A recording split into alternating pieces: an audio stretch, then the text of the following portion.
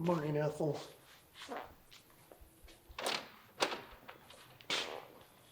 Back in high school, I've always been into cars and motorcycles and things, Like most people, their parents, they don't want you to have a motorcycle. So I bought one from a kid around the block, actually, and I didn't even know how to ride. I just walked over there and rode it home and kind of like fixed it up. It was like a Honda Interceptor 750 or something.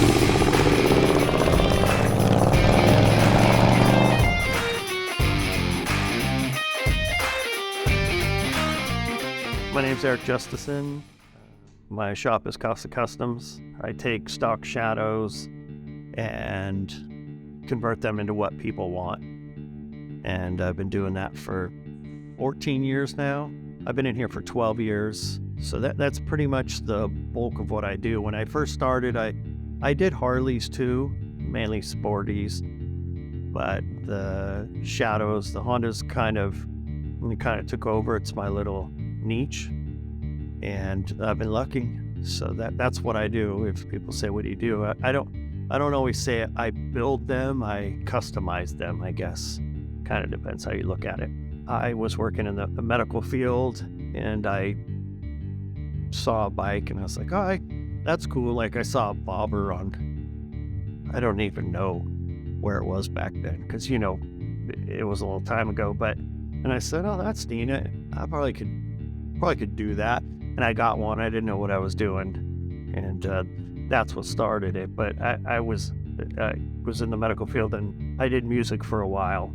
A friend of mine, and he owned the medical company I worked for. I worked for him for a long time, and he did a lot of racing. So we did a lot of like pro mod drag racing. He did Bonneville racing. He did road racing. He did mile shootout racing. And he had like a team, if you will, and I was on that team. We just became close, and in this shop here, he had a guy that was like the lead fabricator who would build insane. I mean, he is so talented. So he kind of, he slowed down on his racing, and I was getting a little more busy with the bikes, and he had this shop. I asked him, I said, hey, since he's slowing down racing, do you have any space that maybe I could rent in your shop? And he's been super nice to me and super kind, him and his family. And he said, yeah, just clear out a little corner. So I cleared out a little corner. I would work next door, and I'd clock out of there. And then I'd come over here and work on his race cars or with the other guys. And whatever needed to be done, and then we'd go racing. So that's how this, and his name is Bob Griffith, and he's been a big help. He's an awesome guy. His family too. Thanks to him and his generosity that I have this place. I've always kind of liked different stuff. I don't know. I like the 70s long chopper bikes and stuff. I would say Gavin Slim's Fab. That's probably one of my favorite builders, and we've become good friends. He's been really helpful, so I really looked up to him. I like a lot of like Luck MC, Rocket Bob, Scotty from Noise Cycles. I like them. I like seeing what everybody does, really, And as far as inspiration, I take it from wherever I can and whatever I see. I'm thankful for all the work I have, but people want what they want. They want this and that's why you come and get something built. But on Ethel, I could just do whatever I want. I like the forks down how long it is, and I put that new wheel on it, and it's really hard to nail down something. I just like the overall look of her, and I like the gas tank. It's just a little different. I mean, I know you see them done, but not a ton on metrics or shadows, if you will, the coffin. I think that's my favorite build. And compared to the first bike I ever did, I really liked that one, but it was, so basic. It was so basic, but so that one was fun. I wish I knew where it was. I'd like to have it back, just because this first one, it's nothing special at all. Nothing, but it was the first one, so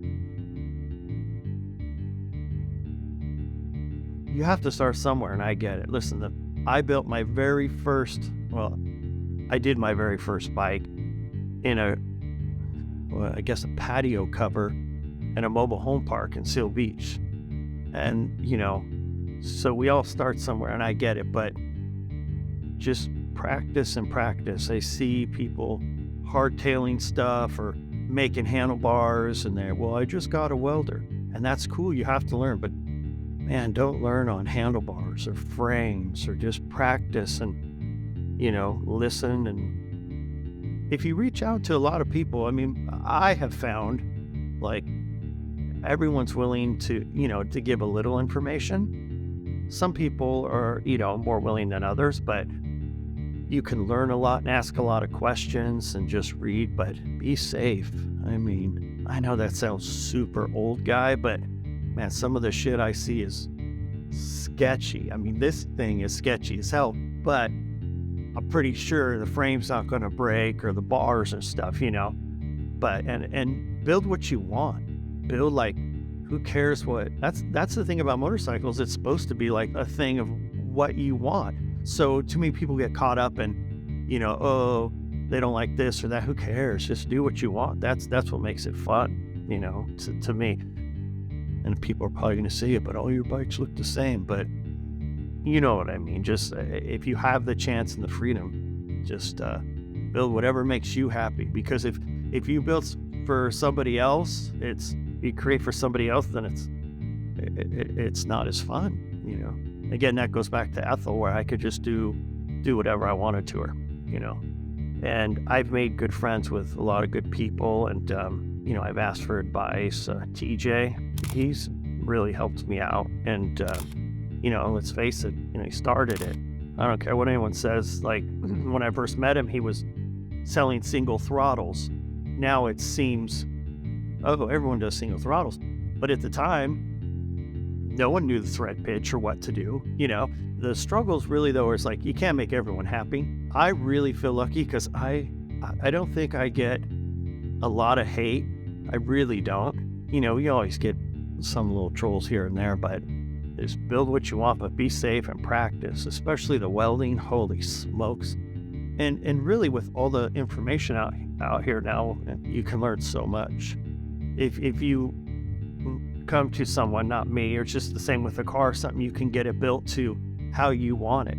So maybe it's not like every other person's bike, And again, I think it's motorcycles are kind of an outreach. You're supposed to be an individual and, with them. And so I think if you go somewhere and get it built, probably at that time you've looked at stuff and say, oh, I like that. I wish this was this way.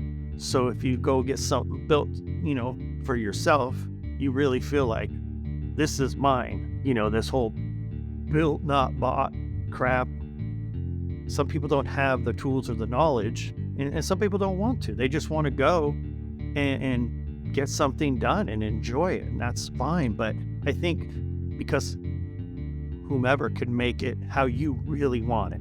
So if you really want this part green, but the ones over here it doesn't have it, then I feel it's made for you, and it's, you can really say how you want it and try things on. Like, I've talked to friends who are tattoo artists and things, like, you have something in your mind that you want. Like, you envision this whole bike, and I have to try to get that in, because I don't have drawings or renderings to show, and so I have to get that, what you envision, and make that a reality. And then when someone comes in and was like, oh man, it's way better than I thought or I hoped, that's really exciting, because you can tell, they're excited, and you're like, oh, I made that for them, and they're happy because they're spending money.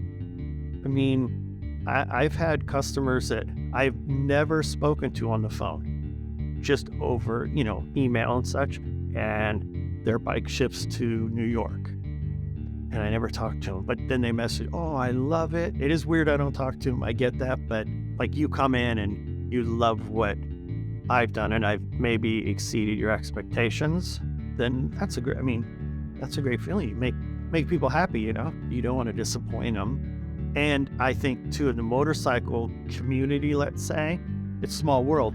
So, you know, what happens if you deal with me and you or anyone and you hate it and you're unhappy and then word of mouth gets out? You got to be careful. You got to just treat people how you want to be treated.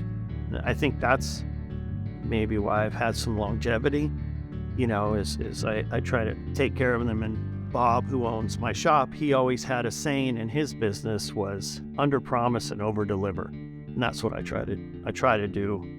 I feel motorcycles are still, you can create, it's creative, just like, you know, the automotive industry as well. That's kind of, you know, how it became this, actually.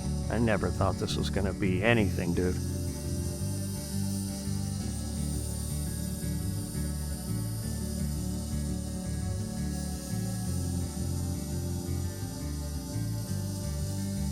I'll tell you what, that guy from Casa Customs, he's a real jackass. TJ Brutal Customs, he's a jackass. Lane Split Boulevard, jackass. Who else is a unaffiliated jackass? Who else is there? That's it, right?